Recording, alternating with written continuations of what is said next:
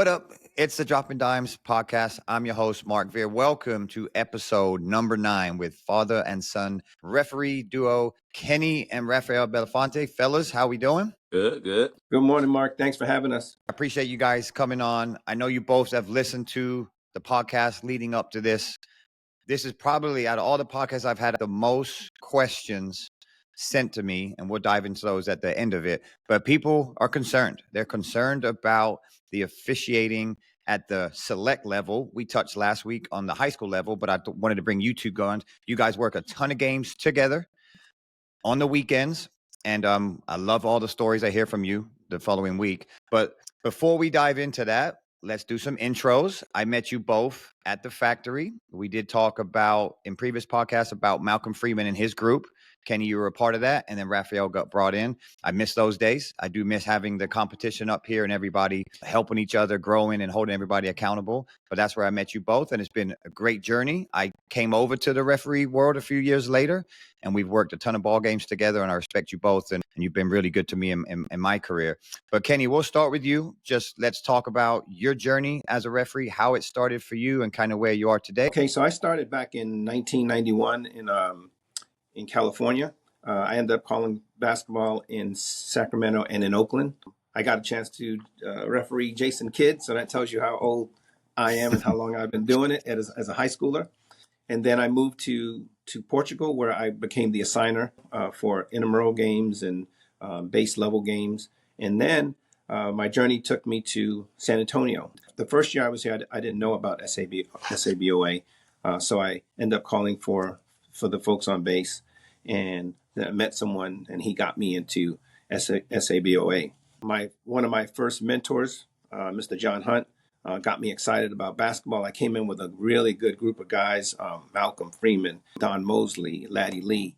We all were first years at the time, and hungry first years. We weren't just your regular first years. We were hungry. He would give out games on Sundays. We'd be there on Sundays, putting our hands up, not sending an email that we were available. And that shows how much the times have changed in just that short time. It was all paper driven, Excel spreadsheet handed out to us. And, since then, so many doors have opened for me because of my officiating career. I've gotten to do a couple state tournaments. I've got to referee some of the elite basketball players we see, we see in the NBA. I've gotten to work a little bit with the Spurs. So it has done so many things. And one of the big things that I'm proud of, that I'm happy about, probably the most joy that I have, is being able to referee with my son. It is one of my biggest joys in life. And there used to be the conversation about, well, should they call together? Well, last night, Bronny and LeBron made their debut. I know what LeBron was feeling in his heart, because it's a good feeling.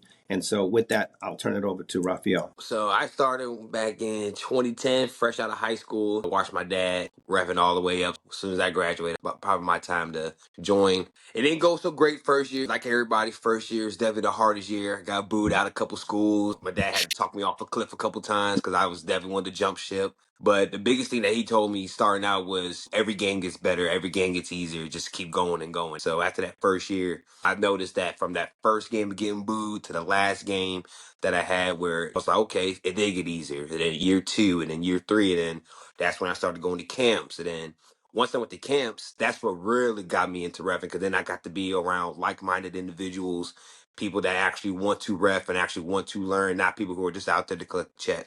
Yep. And then from there, going to college, be on the women's side when I first started, just getting to see the game, getting to talk to people, seeing people, different college officials, how they officiated, and then switching to the men's side after 5 years, which really got me to see game. Really got to see a lot of great players.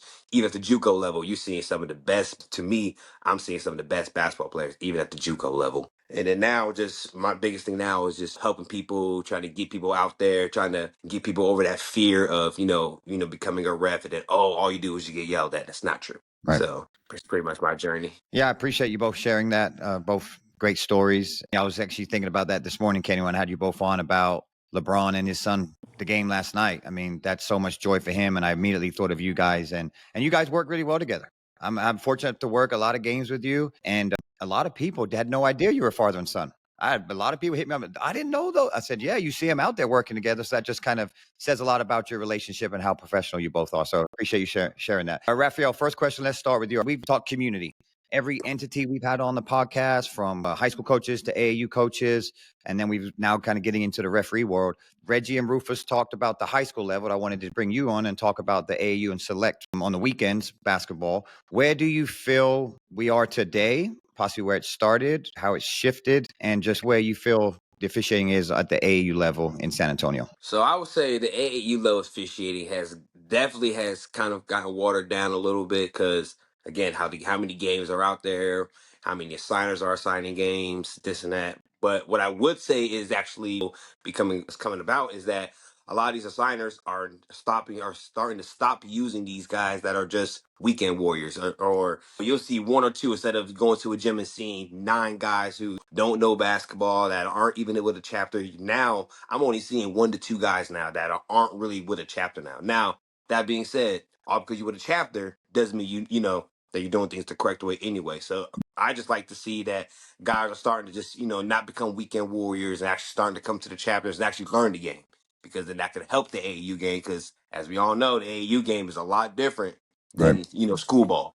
Dealing with the coaches, players' attitudes, think they could get away with a little more. So yeah, so I just think the AAU officiating is it's starting to get better, but it's still watered down right now, especially from when I first started. Okay. Thanks, Kenny. I'll add to it. Yeah, I say for me, it's frustrating because it's probably the greatest opportunity we have to train new people, and the fan behavior, the coaches' behavior, to me, are not addressed. We don't have the level of officiating that would address those kind of behaviors properly. I'd say this was the best summer of support from the administrators that I've had.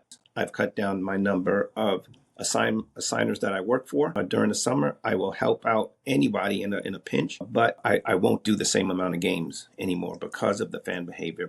I am very removed from officiating on the weekends. So I think the perception out there is the weekend warrior is defined as a referee that is not a part of a chapter, that basically is making their money on the weekends. They're trying to work as many games, make as much money as possible. So that's good to hear. That's refreshing, Raphael, that you're saying that they're not out there as much. Okay. But I have 2 tournament directors coming on next week. And I know what's going to come up is, well, it's hard to find quality referees, high school certified referees to come on. Okay. So that I'm sure that's going to come up. All right. So is there a need for weekend warriors? And if so, how can that improve if we're using them on the court? If we need to use them, what can we do better to make sure that those, certain individuals are putting a quality product on the floor? Raphael, what do you think? Training. It is hard to find quality people, yes. So if you're going to have weekend warriors, training, I mean, give them training. You go all because a guy says, "Hey, I can ref 10 games for you if no one else can." Like that doesn't mean just have them just thrown out there and refing 10 games, and then now you got kids mad, you got parents mad, you got coaches frustrated with because guys aren't communicating with them back. Training is the biggest thing that we got to work on, especially with these guys. Yep.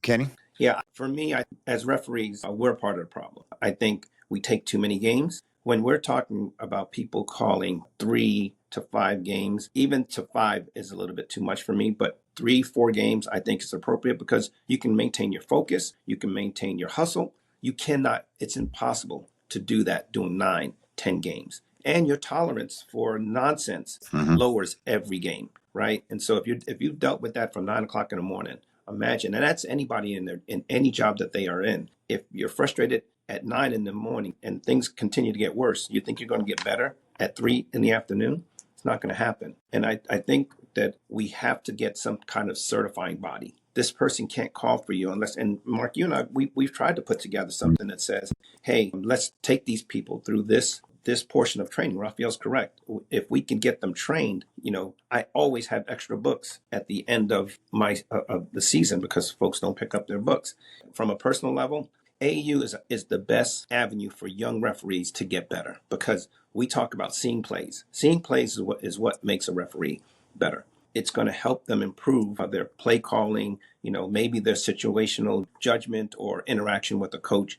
You need those things to happen on and on as you progress in your career.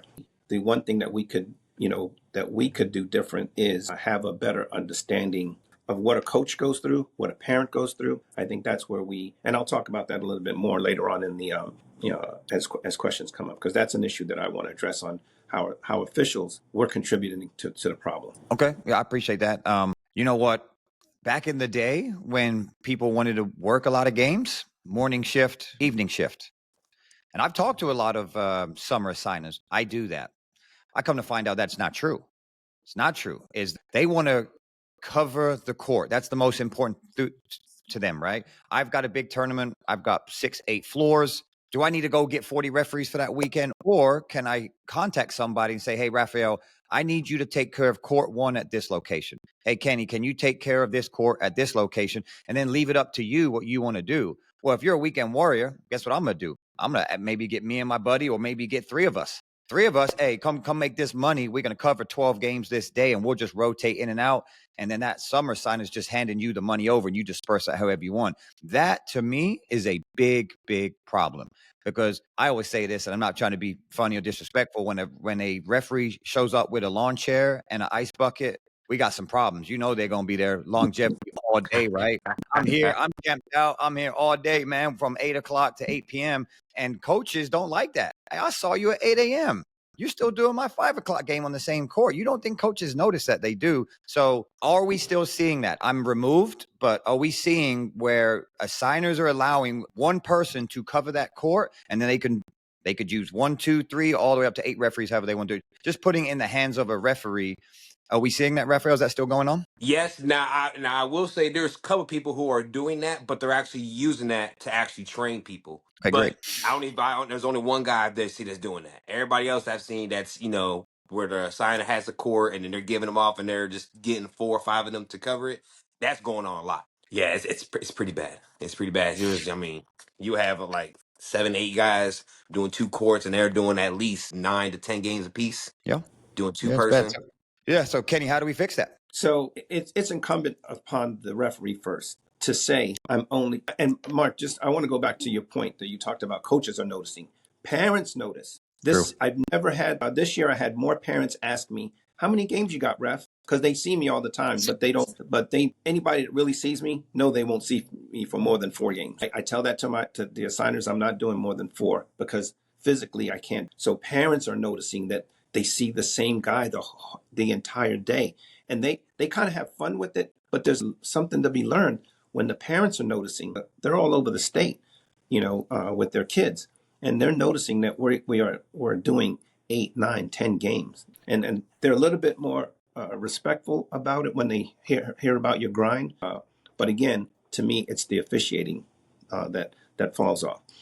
And like I said, how do we fix it? We fix it by not taking those games. But really, if the assigner didn't put those games out there, it wouldn't be a problem, right? Because if I can't take 10 games if you don't give me 10 games. If you give me 4 and tell me to come back later, then I'm good with that. This avocation, I'm a golf fanatic, so this pays for my golf, right? This is what I can buy my expensive golf club with.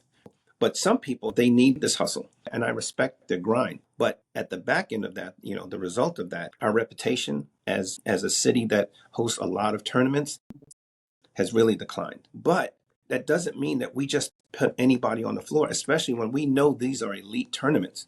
We have to look for the best. And the best aren't doing this because of fan interaction, coaches interaction. Yeah, I agree. We've talked on every podcast about the culture difference between Dallas and San Antonio. They're different cities, demographics, and we'll touch on it, but I still feel like we can improve in some things to kind of close that gap. Kenny, I really like that you said that it's more of the onus on the referee. I think if you ask anybody, they're going to blame the assigner. I think it's both. I agree. I think it's both. But to your point, if I say I can only work 4 games, now, if you want me to work 4 in the morning and I come back later in the evening and work 4 and have a big break in between, I can do that. I can take care of my body and I can be focused.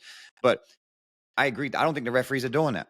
What assigner would say, hey, I can work 10 games for you Saturday, Sunday? You think the assigner's going to be like, no, I don't want you. I can't use you. So it's definitely both, but I 100% agree. I love that answer. I put more of the onus as well on the referee. If all the referees in the cities like this is the standard, then the assigners won't even ask you to work 10. It'd be ludicrous to ask you to work 10 games because no one else is doing it. All right, let's talk about pay. And next week will be an interesting one because all the fees are going up for tournament entry fees at the door, right? And I'm sure the expenses are going up as well. I don't know enough. I know some, but I don't know enough. That's why we're doing this podcast to hear from everybody. I don't see referees' fees going up a whole lot, but I see other fees going up everywhere else. That is a question I will bring up next weekend. What are your thoughts on the pay? And then also talking about a tier system. But Raphael, what do you think as far as the pay? We can talk about the pay. Is it different scale based on the tournament? How the game format based on your experience? How is that? Has it changed a lot? Where was it? Where we are now? I mean, it pays from when I started to now. So we talking about what, a 15, 16 year span. I think the pay AAU has gone up $5, Okay. $7 if you're lucky. So the pay, and I feel like that's also another reason why we don't get a lot of high quality, good referees in there. It's because they're like, I got to sit there for an hour, get yelled at, and then only get $25. It's not worth it. Now with Dallas, they're getting paid more than us. You know, Is it 35, 40? $40. Mm-hmm. Yeah, and that right there, I mean, you tell any of the other guys $40 for AU game, they'll jump up. I mean, they told us $50 for a men's league, and I have never seen these quality of officials at a men's league. I mean, we had some top guys because it's $50 a game. Say, oh, this is where you guys been at. I ain't see y'all at the AAU tournaments doing $25. Y'all here making these $50 games. So again, the pay is definitely crucial, and if they raise that pay, I definitely think they would get better officials. And that question will come up next week, so I'll definitely appreciate it. Kenny, what do you think about tier system? You and I have talked a little about this, about an experienced referee getting paid more than your possible less experienced and Yes. having them work together. What do you think about that? If we would take the volleyball model, the level of training that official has, he or she is paid a little bit more. I used to just pick a few guys and take them places, and I'm sure the people that I would take would not have a problem if I said, "Hey, come with me. I'm gonna make $30 a game. You're gonna make $25 a game," and they'll understand. Yeah, he's been doing this, almost as long as I've been alive. So I do think that that's something that I think more referees would come out, the more leadership type referees. That's the greatest advantage of the AAU circuit, is to get young referees and older referees together so we can teach and learn and mentor and coach. That's the place that I think we can make the impact on the high school level. Yeah, I totally agree. And touching on it, Kenny, you and I talked about it, right? You don't want to work with anybody anymore. I know you're going to touch it. I've only worked, you know me, I'm the kind of guy, if you assign me, I'm going to go work that game. But sometimes some people have gotten smart and they say I'm going to be with Mark. And then when I get out there, that's not Mark. You with somebody else, right? Yeah. But they got me, because I'm not going to say, hey, I'm not working. I used to want to be out there with a young referee. But in today's game, and the way the coaches and the parents, they don't understand that this person is brand new. And they're trying to learn this craft, and we just can't put you to bed and then wake you up in the morning and you're a really good referee. It takes it takes mistakes, it takes blunders. If you watch my mechanics, if you watch that I hustle, you have to say, this guy kind of knows what he's doing, and if you look at the other guy, they don't match, right? So interact with me, or let me help this person get better. And just because I'm the senior guy doesn't mean I take more abuse. Just means you can probably talk to me and I can understand what you're asking, more so than this referee who's just trying to see plays, and they're trying to understand what that means. They're trying to communicate with players, and then we're asking them to be good right off the bat. Yeah, it's a great point, because when all of us started refereeing, where do we start? Pee wee basketball. I started, I was third, fourth grade. You know how hard those games are to work? And to your point, the environment as well, right? Parents are crazy, man, especially in them little young games. Everybody's out. Grandma, grandpa's out. Even they yelling at you. It's like, well, what's going on here? AAU basketball should be grounds for training. I agree with you. Here's where I think the misconception is. If you're at a referee camp and they have numbers on the back, or they go to a corner and you're seeing somebody teach and you see big crowds in the corner, you're like, oh, they're running a camp. You don't have many issues. You don't see that in AA because they don't have a number on the back. It's just you two interacting. You're getting paid instead of paying to be in the camp. Now you're actually receiving money.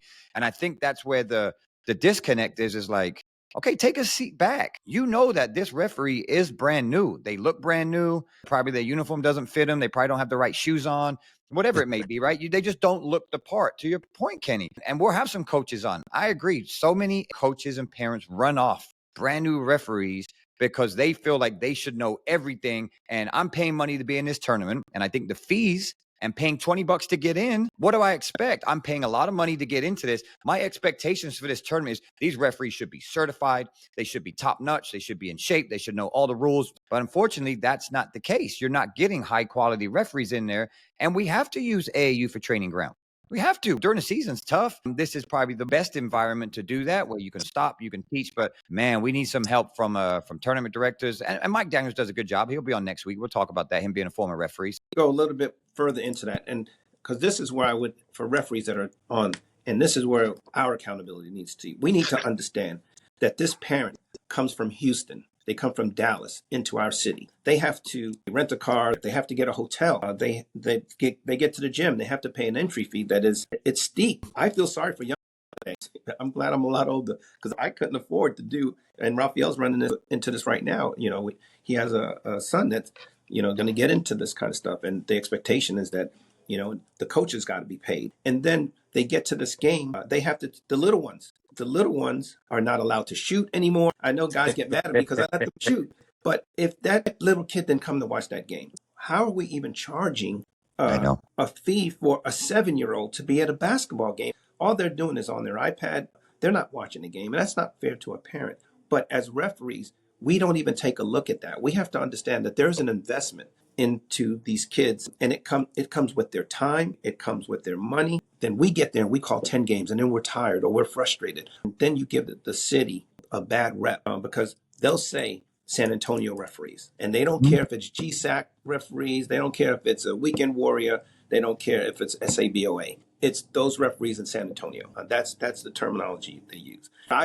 What I would challenge our referees here in San Antonio to do is take pride in our city and take pride in putting out a decent product. So when someone goes back, they can say to the Dallas or the Houston, man, I was in San Antonio last week, and those guys, they're getting it right. They understand our grind as AAU coaches, as AAU parents. I just think that part is lost on our referees. Yeah, great point. I agree. It's both, right? It's on the referee, and it's also there's the fans too. They got to have some understanding, and coaches. Well, I think it's both, but I agree. We can't give referee passes as well. There's no way, right? We're the ones that got to be highly professional, getting paid. Probably the pay will go up, may help. Great conversation. Let's talk solutions. I get it, right? Referee's a negative topic, and we had some negative conversations last week, but then let's get to solutions and figure out things that the city can do better. Raphael, we'll start with you. Should all referees be certified, no matter if they're in a chapter or they're just working on the weekends? 100%. You got to be certified. The only reason why I say that is because rule knowledge. Like, you have to understand the rules. There's a lot of guys who, basketball players that think, you know what, I can do better than this guy. And then they come out there, and then, yes, you can be on the court with the shirt on and be a ref. But the problem is when stuff hits the fan, can you handle the situation? Can you handle when a coach loses composure and starts going nuts? Can you handle a situation where you have a rule play that needs to be, adjudicated properly? So just being certified and actually just having that rule-based knowledge helps big time. I mean, that's part of having confidence. If you're confident in the rule, you're gonna have more confidence in talking to the coach and explaining the rule to him. Because a lot of weekend warriors, the coach say, "Hey, ref, how's that a foul?" I blew the whistle. Right. It's not the way to communicate to a coach. Because I tell coaches all the time, like, if they don't communicate well with me, I'll tell them, Coach, if this is how you communicate, we're not going to have a good communication time. Because I'm big on, if you give me respect, I give you respect. And I'm also big where I know how I am. And because in heated moments, I do get heated. And when the coach gets mad and they're all like, well, why are you acting like this? I'm really good at backtracking. Like, you know what, Coach, you're right. I can't, if I'm asking you to have composure, I got to have some composure. So again, being confident with the rules will help it. I think everybody agrees, right? All certified. So, and it's a lot of conflict management, AAU basketball. That's really what it is, right? Yes, knowing the rules, but how to de-escalate. So, Kenny, how do we do that? Is that going to be chapter based? Is that going to be an independent? What do you think? What does that look like to get referees certified? I tell you, I would love for 3 or 4 guys to be that certifying body within the city, guys that do AU, just a compilation of guys who can get together and come up with some basic stuff for people. If the assigner is kind of going through that certifying body, then there's an accountability to that certifying body.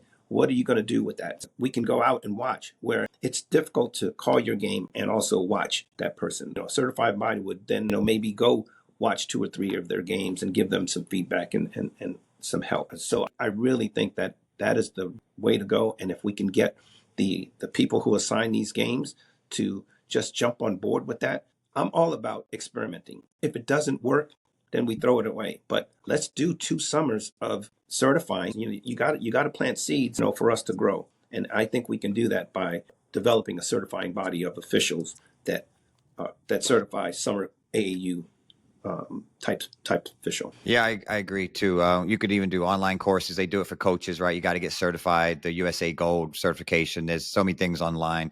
There's a place called Ref Union. I don't know what state they're in. I follow them. I've talked to the guy. Man, he is all about pay. Like, my guys don't work for this, right? He contracts, he's an assigner, and we ain't working for less than this.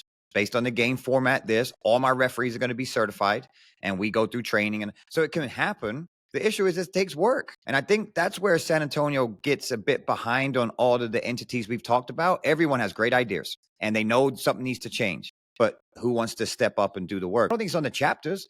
I think it's on the people that are really involved in the AAU, the tournament directors, the assigners need to come together and say, hey, we want to put the best product on the floor. Let's come together and figure out how we can get our referees better. Well, they got to be certified. They've got to do background checks. You ain't got to do no background checks, right? We got to do that in high school and college. So it needs to be tighter. There needs to be a tighter kind of procedure. It needs to happen. And I agree with you, Kenny. Let's just get it started. I don't see how that wouldn't better officiating in the AAU world. Kenny, what about having more tournaments that utilize referee camps? And I touched on it a little bit earlier in the podcast, where when people see camps going on, it changed the temperature of that facility. So should we have more tournaments that utilize referee camps? But definitely. And it would help us grow as referees to have that available. Because even when you teach, you learn. One doesn't go without the other. So having those guys available, having the people invest time back into our craft, I think and doing that in a camp is so helpful. And maybe invite, when we have plays and questions, invite a parent or two into that session. When you don't understand where someone else is coming from, it's difficult really to put yourself in their shoes. I'll tell you, I was a person who I was tossed out of a couple gyms because I was not a very good fan, or I was not a good player/coach when interacting with referees. And when I came on to be a referee, I realized how much I didn't know about this game. There's so much. Raphael hits on the rules. So many rules that we as lay people, they don't know the rules and they don't understand. And so there's time a parent or a coach will yell, and I said, give me a second and I'll explain that to you the next opportunity. And when you share the information, oh, I didn't know that. I understand you didn't know that, but try to learn what it takes of us to get this game right. Yeah, I appreciate that. Raphael, next one for you. What about referees? I know you guys worked a lot together. I know there's no way you go through a weekend where y'all ain't talking about plays, you coming together between games, timeouts, right? I think there's a lot of referees out there that just do the game and they're done. They don't talk during timeouts. They don't talk between games. They have a conflict of, hey, we didn't do good on this game. Where do you feel that is? I know you see a lot of referees who work with different referees. Is that a solution where we can work closer together and make improvements every single game that we work on the weekends? Yes, I love being around people that love refereeing. Like, that's just one of my favorites. Talking to people about it. Like you said, talking plays. I call it that all the time, where I'll have a game and, oh man, you know what? Let me talk to him about this play. See, what he thinks I should have done differently. I love just bouncing things off people and hearing what they say. Because again, the way I do things is different than how the next person does it. But I can also learn from that next person on how they do things different than how I do things. Yeah, a good point. Rufus talked about it, right? You learn so much more just talking basketball. Yeah, you learn a ton on the floor, but man, the conversations after games, in the car, drive to games back and forth, going to restaurants after the game, like, Bubba's up on Tuesdays. Everyone used to hang out and just talk about, 15, 20 of us just talking basketball. Man, you just learn so much. So yeah, I agree with that. What I would like to see is when crews come in, like say I'm coming in and working after you two. Hey fellas, how's it going? What y'all seeing today? Hey man, we had that coach earlier. We had some problems with the coach from here. Just be careful. I don't think that happens. I don't care who the matchup is, who I got going on, what am I stepping into. I think that comes to the level of professionalism, right? I want to know what I'm stepping into, because when I used to work AAU, and you two can attest to this, a coach is hot right from the tip. Like, what happened? Oh, he was mad that happened 2 games ago, right? He got ejected, or he got technical foul, or he had a call at the end of the game that didn't work out for him, right? So I think just that as well, just being a little more passionate about it, but that may come with pay, right? It just may, if you're not getting paid enough, you just, and I'm going to hear this a lot from referees. I have heard it. You paying me $25 for a game, that's what kind of work you're going to get. Have you guys, Kenny, you heard that? Yep. You get $25 call. Yeah, that's what you get. Right. All right, so I'm gonna add some solutions that we talked about off pod. I'll go through that, and then we got some Q&As to finish out. So some solutions we talked about is all referees should get certified. That's number one, right? More tournaments utilize referee camps. And these items are very, very doable. Start a training program for AAU referees that are not affiliated with a chapter, kind of on the top one as well. Higher pay / tier system. Cap on the amount of games you can work. That's onus on the referee and also on the signer. And if you want to work, you can do some in the morning and come back if you want to do that. And then just having more professionalism when you are there within your crew and what else has kind of been going on that particular day. So those are like 4 or 5 items that if we can, those are solutions. If we can start with that, I think that's a good starting point to see if we can improve AAU fishing on the weekend. So thank you, Mark. for that. Yeah. As you said, I was writing those things down, and oh my God, it is not that difficult. Right. It is a simple solution to a age-old problem, right? It just takes people to take the risk of doing something different, right? But man, if you just look at it, it's not difficult to achieve this. Yeah, it's not. And then what just hit my mind is like, Raphael, you said people don't want to pay for camps, right? Okay, so I'm a weekend warrior. I make all my money on the weekends. You can't work if you're certified. Okay, this course is going to cost you $50. That's 2 games. Am I going to risk not getting certified for 2 ball games that I'm going to make in 2 hours? No, I'm going to go ahead and do that. And a tournament director sponsor that. You know, there are people making money at this game. Oh yeah. Right.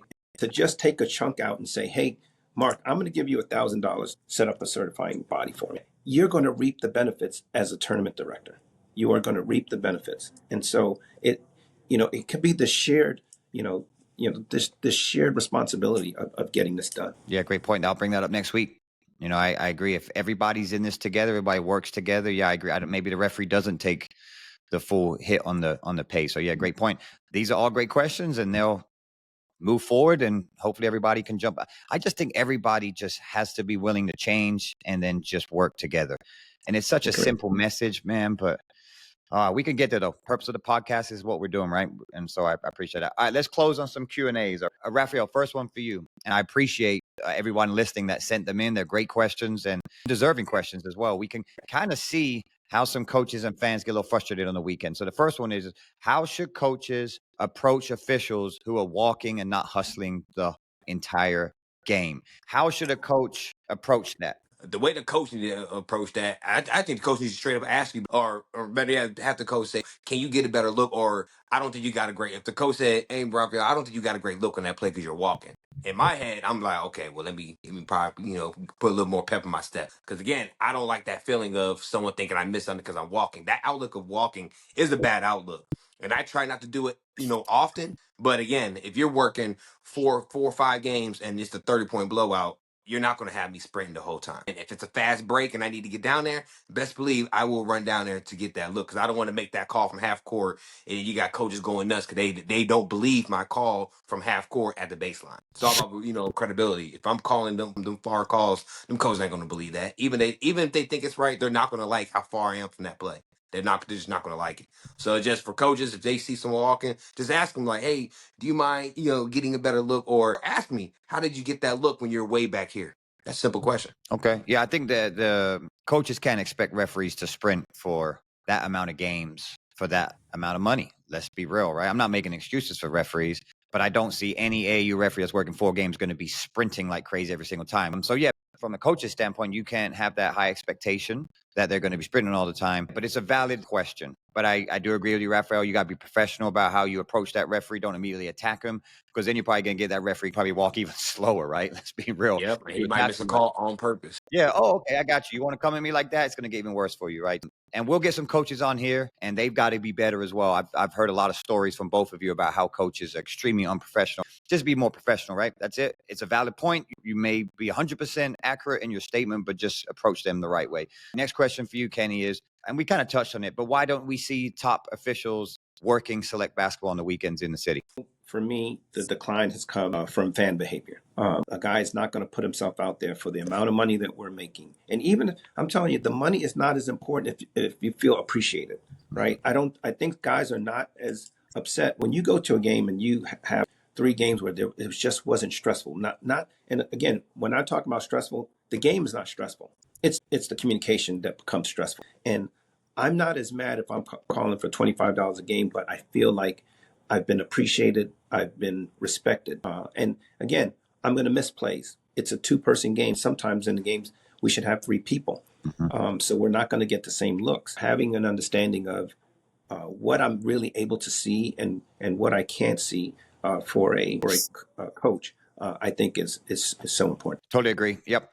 Next question for you, Raphael, is are there lead referees in AAU? And I know where they're going with this.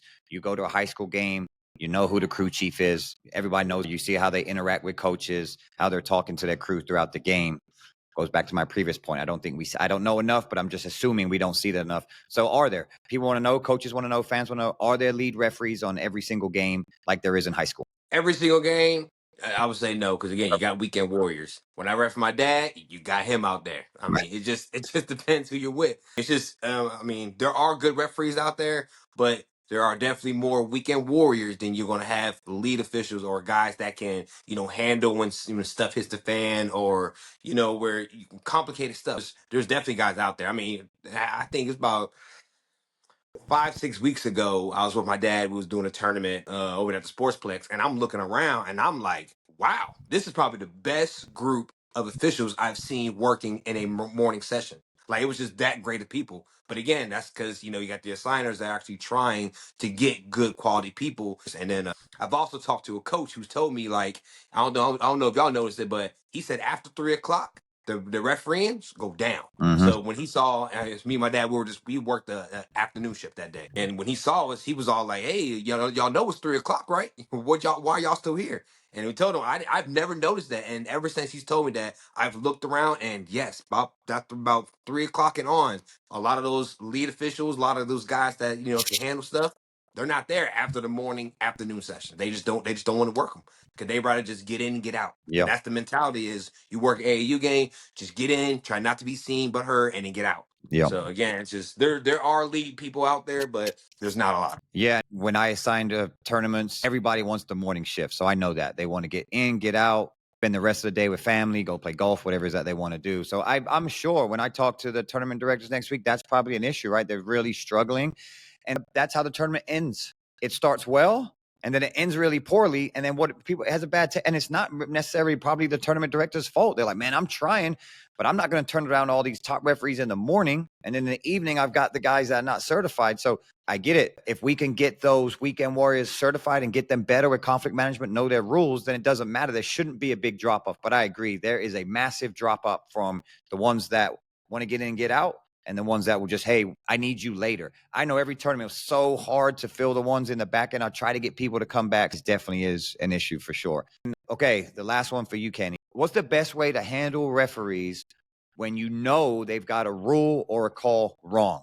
Like you just know it, like 100%. I'm not talking about like one that could be 50-50. This is a rule that they've got wrong or a play they've got wrong. How can that coach approach or handle that particular situation? Or how would you like them to approach you in that? So if it's a rule, if they approach me and ask me about the rule and I explain it to them, just being respectful about how you're approaching the official, I think is going to go a long way. Understanding as well that we don't all know all the rules. There's going to be times where I may think I know a rule, but if you place a little bit of doubt in my mind, I might like, is that really the rule?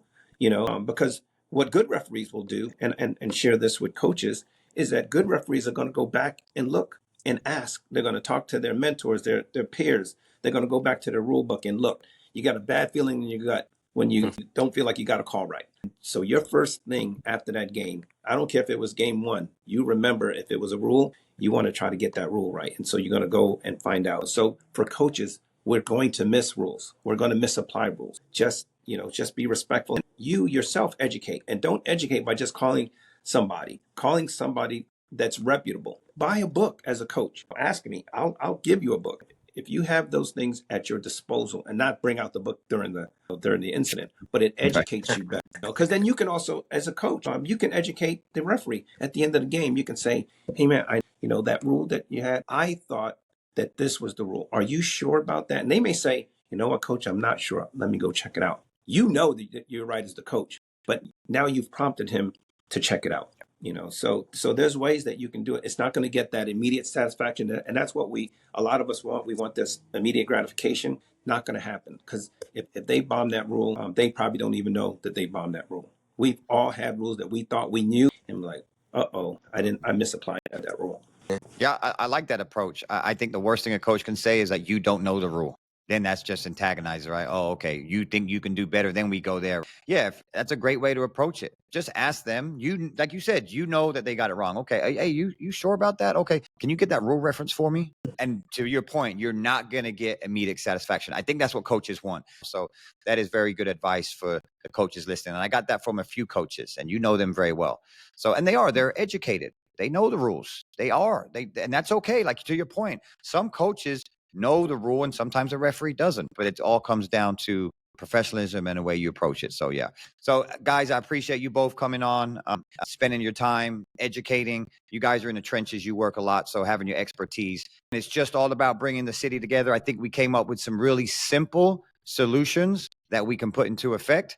Now I can take this podcast on to next week, and we just keep improving the city. So thank you both for taking your time and pouring into San Antonio. You both really care about officiating and passionate and care about the kids that you work every weekend. So thank you both, and we'll be talking soon. Take care. All right. Thanks, Mark. Thanks for having us, Mark. Thank you for listening to the Dropping Dimes podcast. Make sure to go follow us on IG at Dropping Dimes Pod. Remember, each Friday we'll be dropping a new episode, so hit the follow and bell notification buttons to never miss any content. Let's get better together. We out.